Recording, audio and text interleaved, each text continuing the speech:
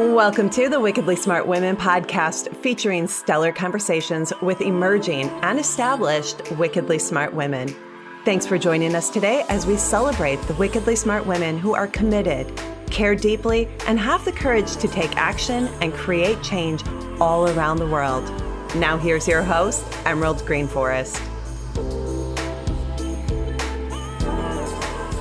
Welcome to another episode of the Wickedly Smart Women podcast, where we celebrate wickedly smart women and provide our listeners with a wealth of wisdom along with immediately actionable steps to be smarter, spunkier, and more successful in their impact and their leadership. This is your host, Emerald Greenforest, and I am so excited to welcome our very special guest today, Holley Mignosi. I actually met Holley at the New Media Summit. She is a badass dancer, but even more, she is a badass speaker, storyteller, and body language expert. She helps speakers and experts increase their influence and impact through the art of hypnotic body language and the neuroscience of storytelling. With a combined 30 years experience as a celebrity modeling and acting coach, fitness trainer, and public speaking coach, Holley has helped over 250,000 people to embody their message with presence, power, and passion. She imparts experts with proven charisma skills, storytelling techniques, and uncovers hidden talents, tapping into their signature star power on stage.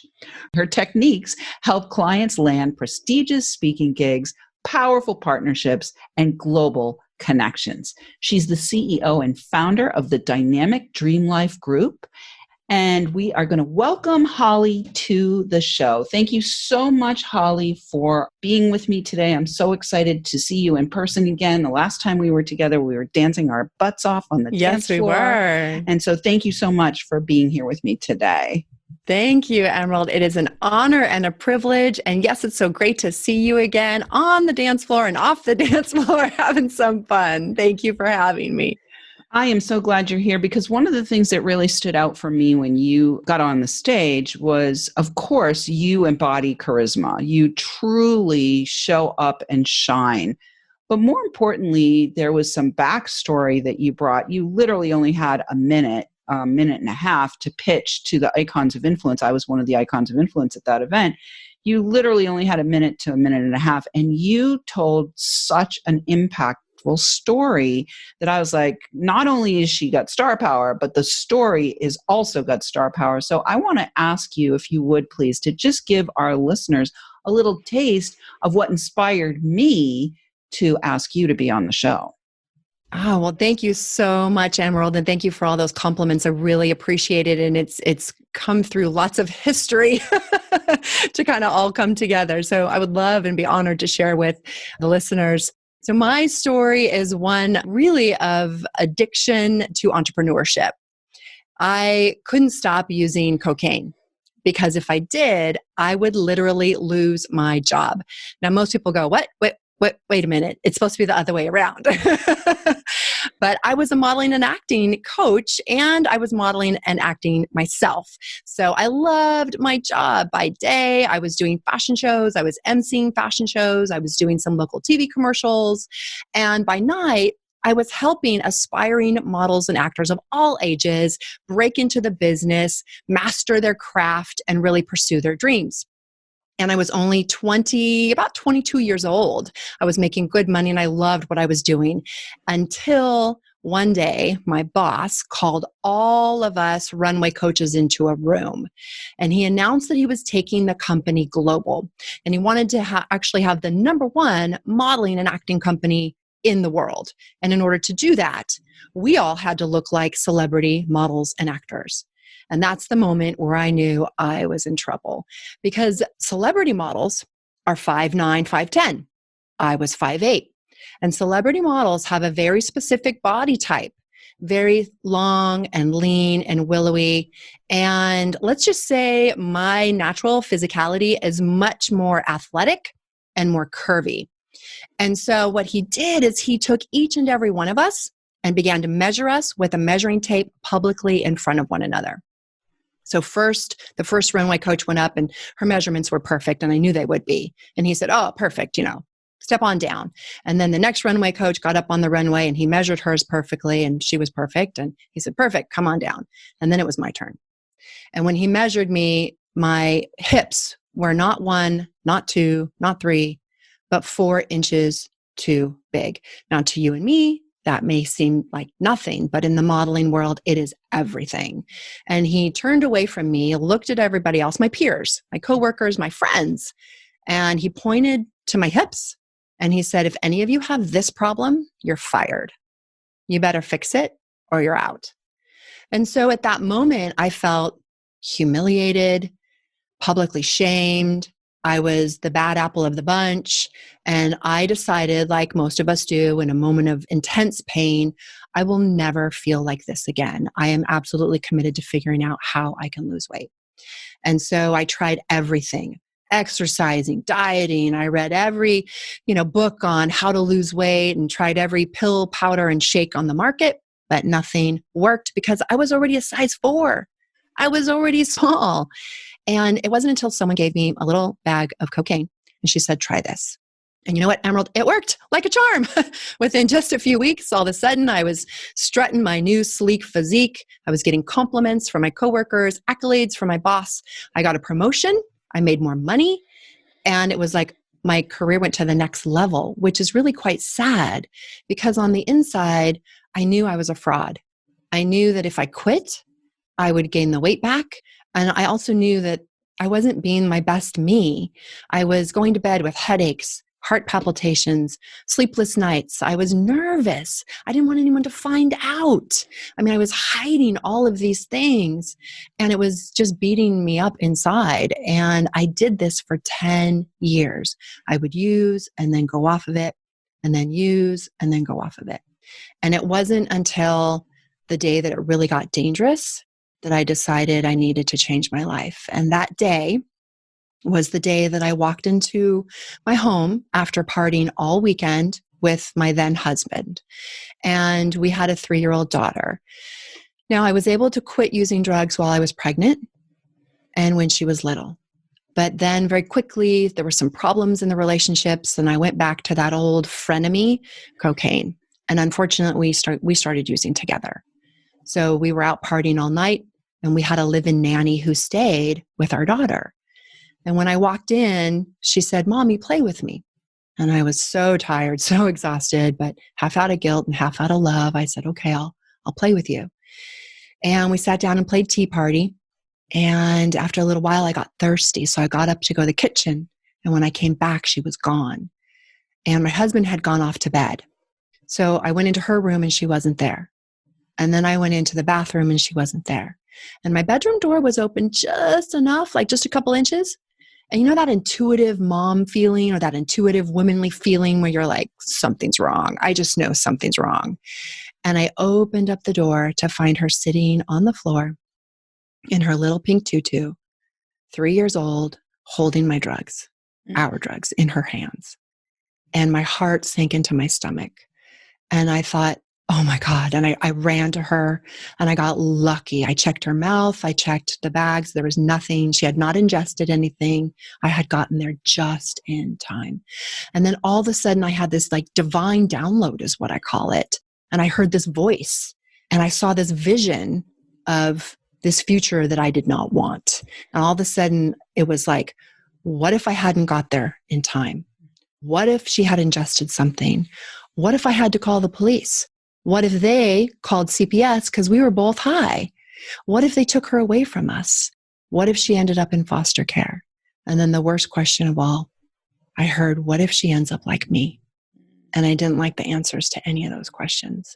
And I knew in that moment, and I heard loud and clear, you must change now. And then I looked over at my husband just for a split second. And then that voice went, not him, you. You are the only thing that you can change. Yeah. And in that moment, I committed to 3 things. 1, I was going to quit drugs. 2, I had to leave my marriage. And 3, I needed to leave the only career I'd ever known. And I had to do all 3 at the same time. I had no idea how I was going to do it. Beautiful. Well, as you can tell, ladies, there's a reason why I brought Holley on. Super powerful story. And I want to dive in just a little bit because I know that the people who are listening to this, there are some of us who are listening to this who may have stories like this themselves, similar. I myself had cocaine issues in my 20s. There may also be women listening who are in that phase of their life, in their 20s, who are in a situation where they don't know any better.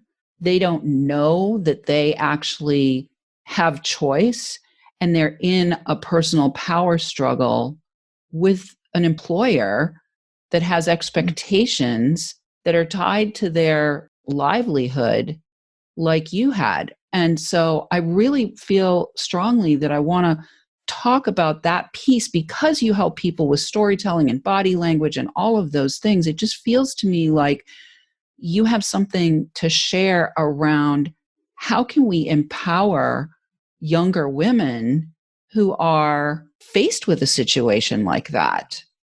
Yeah, there's so many layers of different things that were happening in there. So my first message, my first plea, if you will, is go where you're celebrated, not tolerated.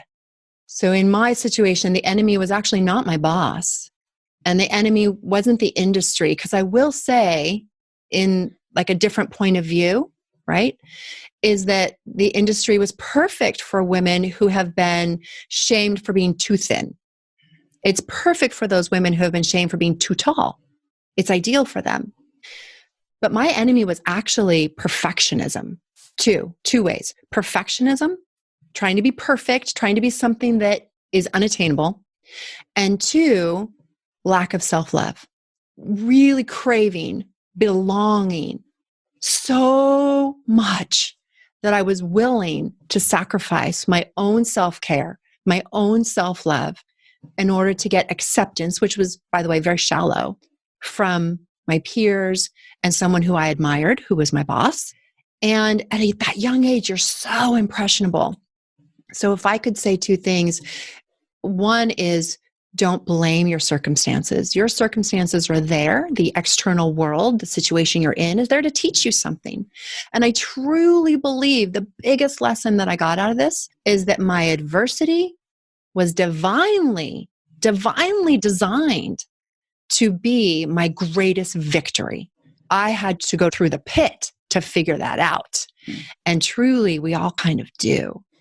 So I got lucky. There were many times when I could have died, and anyone who uses drugs could probably nod their head right now and say the same. Yes, there's many situations where I probably could have died, and I didn't. Or my bad choices could have harmed somebody else, whether it's my daughter or somebody else that I'm with.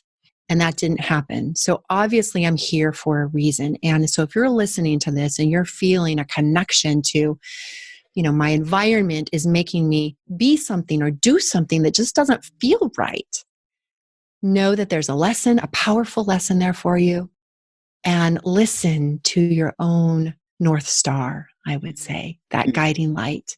And then the second piece to it is don't beat yourself up. I went through years, over a decade of shame at being a bad mom, making bad choices about my health, hiding from my family. My mom and dad were great mom and dads. I didn't want them to know. I was afraid they would feel like they did something wrong. And so the second piece to it is shame. Get rid of your shame. And how do you do that? By sharing.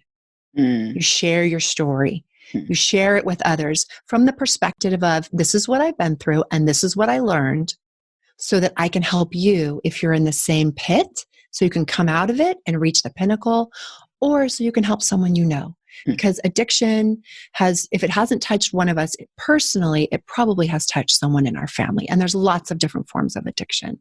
It could be food, gambling, sex, drugs, could be Netflix, whatever. It could be all kinds of things. But it affects so many of us. So share your story from the perspective of, yeah, this is what I can learn from this. Yeah, beautiful. I love it.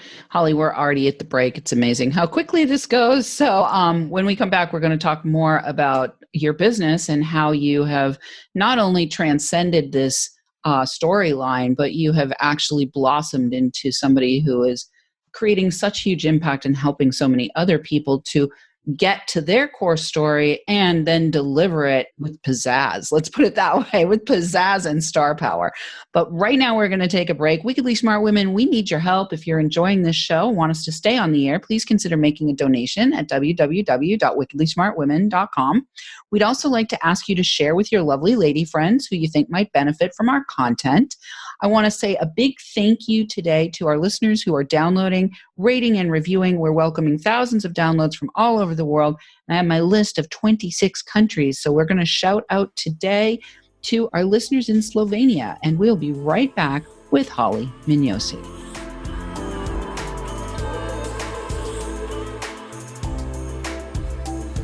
The Wickedly Smart Women podcast is brought to you by the Creative Age Consulting Group.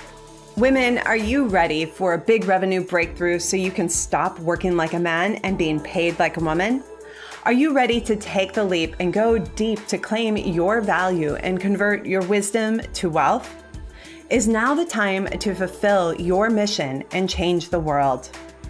Creative Age Consulting Group is hired by women just like you who want to break through to their brilliance and be heard by millions while building a sustainable business model that makes bank. Please visit apply.wealthylifemethod.com to apply for an invitation-only consultation. If you have been inspired to receive support in welcoming wealth by making your most heartfelt contribution to the world, be sure to apply for a consultation today. Once again, that is apply.wealthylifemethod.com or click in the link in the show notes to access the application.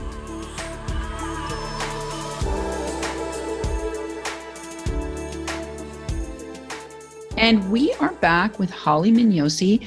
We can find out more about Holley at her website, hollymignosi.com. And she actually has a little gift for us there, /hot15. That's the number 15. We'll put that into the show notes for you. So Holley, can you briefly tell our listeners what that gift is? And then we will dive in a little bit to how you help people to craft their own story and to use body language to convey it. Absolutely. I would love to. Well, part of crafting a powerful, captivating story or a talk is body language. So what I have for you is the hottest 15 hand gestures that you can use right now. And you can use them not just for your talk or your story, but I would suggest to start implementing them right now in your daily conversations, even on a summit, even on a podcast, and even one-to-one. It'll make you more captivating, more charismatic, and studies show that when we're speaking to either one person or a large audience, our hands are our trust indicators. And in business, we talk a lot about that know, like, and trust factor. So if you can use your hands in a very specific way, it boosts trust with the other person watching and listening. So in addition to the hottest 15 hand gestures, you'll also have 5 hand gestures to never use. So you'll get both sides of the coin. I love that. That is such a hot tool. Thank you so much for bringing that to our listeners, Holley. I'm going to download that myself right away. What things to say, what hand gestures to use and what hand gestures not to use. I can guess there's at least one of I can guess one of the not to use one. Maybe. I don't know. I can't wait to find out. Well, Holley, before we went to the break, we talked a little bit about, first, of course, your personal story, but then we talked a little bit about how you help women who are, or I'm sure you maybe help men as well, who may have a story that they need to share. Can you talk a little bit about, how you got into this field of helping people in this way? What inspired you to create your own business when you left the field of modeling and acting where you knew it was time to be done with that? Can you talk a little bit about that story, like the bridge from there to here? And then in the last little few minutes, how you're helping the people that you help all over the place? Yeah, I would love to. Thank you for that. And now that I look back on it, looking backwards, it definitely looks like a logical step-by-step progression. But what happened was when I decided I needed to leave the modeling and acting industry, I knew I needed to get healthy and I knew I needed support. And I knew that I needed to do it differently than I had been doing in the past. So I hired a personal trainer. And working with him, he was tall and dark and handsome and highly motivating to not miss one session. Let me just tell you. His name was Tom, the trainer. And working with him was the first time that I really started to feel good about myself from the inside out. He was complimenting me for being strong, not skinny. He was complimenting for me for being healthy, not what I looked like on the outside, but really healthy on the inside. And within 4 months of working with each other, as a personal trainer and client relationship, he said, I think you should do this as a business. You should be a personal trainer. And I said, you're right. I can use everything that I've learned about helping women be their best and marriage it with this. And then within just a few months, we opened a business together. Wow. Yeah, it was, under 6 months, we opened a business together. And very quickly, our passion for health and fitness turned into a passion for each other. And within 3 years, we were married. And we've been together ever since, and we have a son together. So we're still married today. It's a love story. I love that. So you have had so much divine intervention in your life. Amen. Holley. Amen. I love Absolutely. that. Well, I want to talk about divine intervention because one thing that I believe is that if there are people out there listening who are meant to be my clients, divine intervention is going to bring them to me. And if there are people who are meant to be your clients, divine intervention is going to bring them to you. So what I'd love to have you talk about here is how you tune in to divine intervention, right? So some of us are feelers, some of us we get the vision, some of us hear things. I'd love to hear how you have cultivated trust in your own divine intervention, right? Speaking of trust and gestures that exhibit trust, how do you cultivate more and more trust in your own divine intervention? And is that something that you also help your clients with? Beautiful. Thank you. I think you have to have a deep layer of trust to do the kind of work that I do.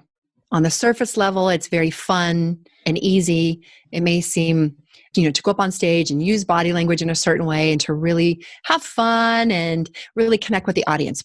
But to be able to help women to go deep into their story, to remove guilt and shame, and to show up with true authenticity, I call it opening the kimono, where you really just say, here I am. This is my story. This is what I've been through. There is an implicit level of trust in oneself and in divine trust. And it absolutely is a through line with every person that I work with. I don't think you could do that work without it because there is such a generosity. A person on stage sharing their story, the pit to the pinnacle, the dips that they've been through, they're not doing it for themselves. They're doing it to share generously with somebody else to help them. And so I think even as a little girl, I was very lucky, I would say, to have just been born with a strong connection to spirit. I hear things, I see things, I feel things, absolutely. And I will say that while I was using, that connection was disconnected. I felt like I was losing all of my spiritual connection. I couldn't hear God. I couldn't feel God. Although I know that Holy Spirit and God was still there, guiding me every step of the way, I didn't feel as close.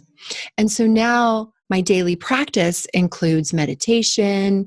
It includes a lot of moving meditation. It includes art meditation where I draw and color the things that I want, that I feel. And sometimes I'll draw even and color pictures of myself on stage with all the people that I'm connecting with, and they're all demonstrated as hearts and love. So it's a very multidimensional experience, I guess, and prayer. And I'm very open with all of my clients. Oftentimes we start all of our coaching sessions with prayer, meditation, and an intention. And it is something that I look for. It is, as far as a match, I do look for that in people that I work with, because you're going to have to depend on the faith within in order to move through fear of being seen, fear of not knowing what to say next, fear of somebody calling you out. And those are just generally fears. And typically, when we do take the stage, people don't see you in fear, they see courage because they know how much it takes to share and open the kimono like that. So that's kind of the paradox, that people feel fear, but it doesn't feel courageous, but it looks courageous. Got that right. Well, I think it is courageous, Holley. I think anytime that you're willing to A, go through the story, and then B, share the story, it requires heart. It requires heart.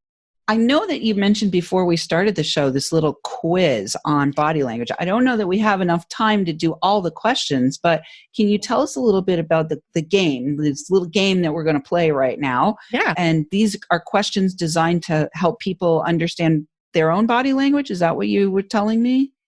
Yeah, it's actually a fun little quiz. So you and I can play, and listeners can play along as well. And I call it kind of testing your body language, EQ or IQ. And we could do a couple of the questions and see what the audience feels as well. So I would encourage you to play along if you're listening to this. I'll just ask some simple questions around alpha body language for women, which is a little different than body language for men. So we're testing these things. And of course, I'll give you the correct answer so you'll know. And what's so fun about this quiz is that you can start using it today. You can use it when you go to a networking meeting. You can use it at home. I even use these things in the grocery store, believe it or not. So it's really fun. It's a way of stepping into your leadership skills, your charisma, and recognizing it in others. Beautiful. Let's play. Okay, so here we go. Ready? My first question. Who is better at reading body language, men or women? I'm going to guess men. It's women. Damn. Okay. Yeah, and here's why. They actually did some research, and they took two groups, all men and all women, connected them to some electrodes and said, go ahead and read the body language here. And what they found is that when men are reading or observing body language, their brain lights up in about 8 different places. But when women are reading body language, their brain lights up in 15 different places. So we're literally using twice as much brain power to decode what are the subtleties, what are the little things that she's doing that are indicating I'm a leader or I'm scared, I'm interested in you, I'm not interested in you. So literally, men do not read body language as well as women. That is why when a woman walks into, let's say, a restaurant or a bar, and she's doing what I call marketing herself, she's making herself available to other men, the first people to recognize it is other women. All right, I hear that. Yep. We're like, oh, she's strutting her stuff. We see it, but the men don't. I hear that. Well, listen, we don't have time for any more of these quiz questions, but what I do recommend is that listeners, if you want to know more about what the questions are in this quiz, get in touch with Holley. Go to her website at hollymignosi.com/hot15 to get the download. And then if it feels resonant to have a consultation, I'm guessing that you have some kind of consultation option for people to reach out to her and find out more about how you can exercise body language to show up as an alpha woman in the world and to get what you want, while having fun doing it, right? Yeah. That's right. Beautiful. All right. Well, listeners, we love feedback. Please let us know what you thought of today's show by calling into our listener line. We'll have that listed in the show notes as well. Or send in questions or guest suggestions to listeners at wickedlysmartwomen.com. We might even give you a shout out on the show. Thanks for tuning in. Keep your ears open. And remember, you are a wonderful woman. Thanks for tuning in, downloading, and listening. Be sure to review and rate Wickedly Smart Women on Apple Podcasts and share with other women who can benefit from today's episode. Wickedly Smart Women is the premier podcast series for informing, activating, and inspiring the leader who carries profound wisdom and knows that now is the time to welcome wealth. We welcome your feedback and guest suggestions and invite you to subscribe to our mailing list to be notified of each episode at wickedlysmartwomen.com.